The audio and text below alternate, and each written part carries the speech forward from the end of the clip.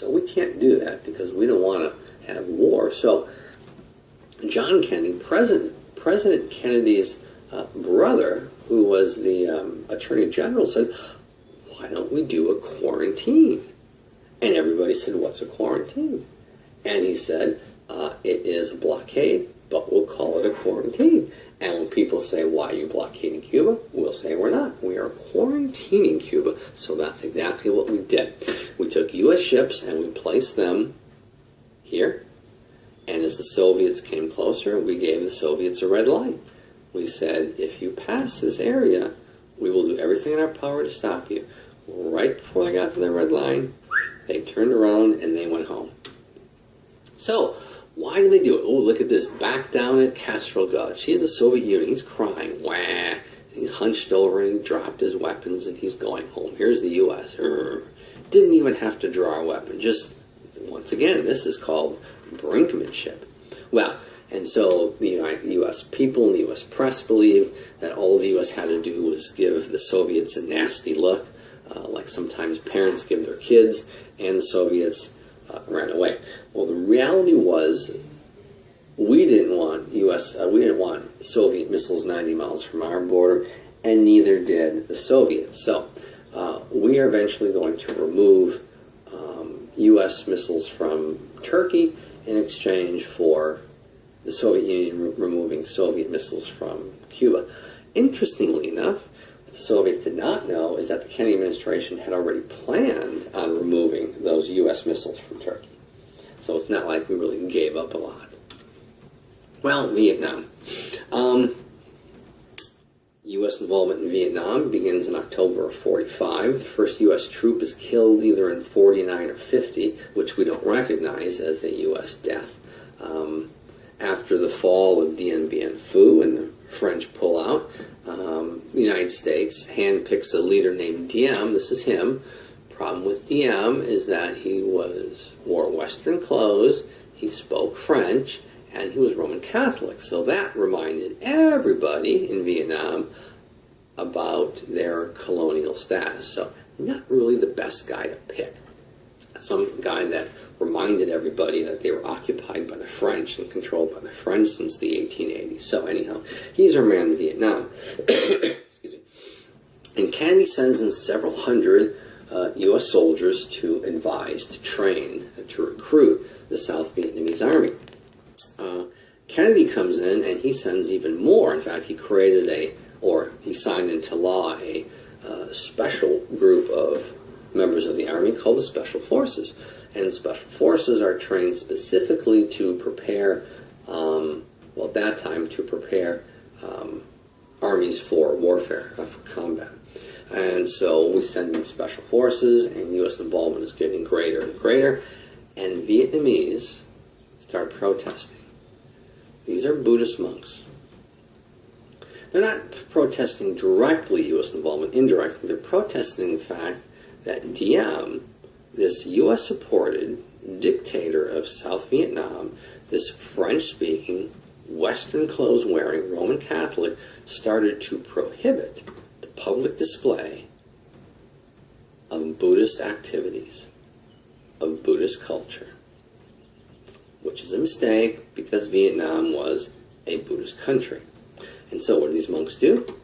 They go and they contact the press and they say, meet me at this location at a certain time, on a certain date, and the cameras are running, and they sat down, they poured gasoline over themselves, and they set themselves on fire. A few Americans are going to do this too. Well, President John Kennedy and his brother, the Attorney General Robert Kennedy, this photo was taken in November of 1963, and President Kennedy had decided, this is something we should no longer get involved in. We're going to tell the Vietnamese government they're out of it. Oh, by the way, before November of 63, Diem and his brother are going to get blowed up. There's an assassination, a successful assassination by some elements of the South Vietnamese army, more than likely supported by the U.S. leadership. So, November 63, Kennedy is thinking, we can't win this war, and he wants to get out. He's not exactly sure how to do it. He's talking to his brother about getting advice, but he comes to the conclusion that we're done. So why did the U.S. not pull out troops? Did he change his mind? No, because he was assassinated in Dallas, Texas on November 22nd, 1963, and the guy who takes over, Lyndon Baines Johnson from Texas, sees himself as the 1960s manifestation of Franklin Delano Roosevelt, that LBJ is going to fight two successful wars, the war abroad and the war at home. And so, not going to win either. We'll get to that. Well, next we have Israel.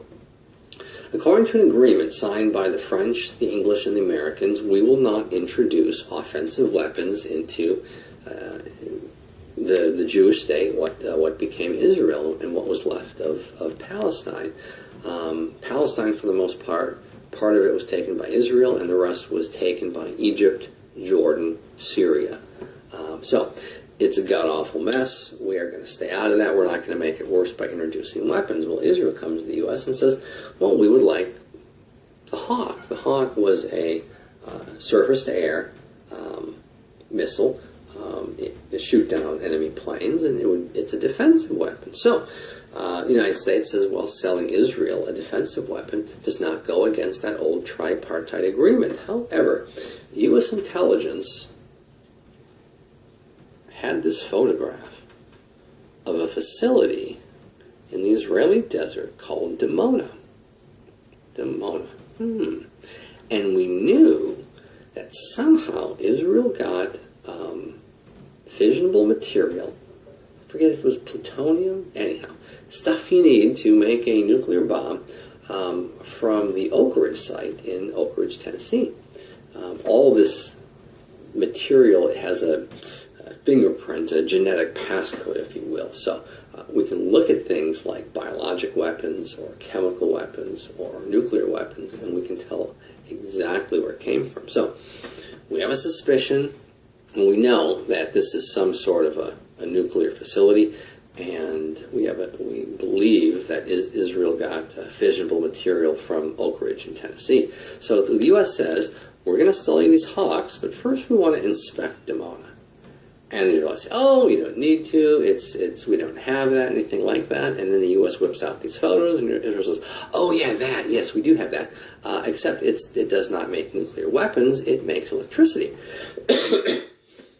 And certainly, you can use nuclear power to make electricity. A small nuclear facility creates electricity. A big one would create weapons. So, U.S. sends in inspectors, physicists, engineers, and others, and they wander around, and sure enough, small enough for just electricity, not big enough for weapons, and we sell Israel the Hawks. What we didn't know, which we won't find out until the early 80s, when an Israeli physicist defects and tells the world what's going on, is that buried underground Dimona is a big nuclear facility that is making nuclear weapons. Well, this is about the domino theory. If one goes down, the other goes down. We are going to protect the Middle East. We are going to protect the rest of Asia from China.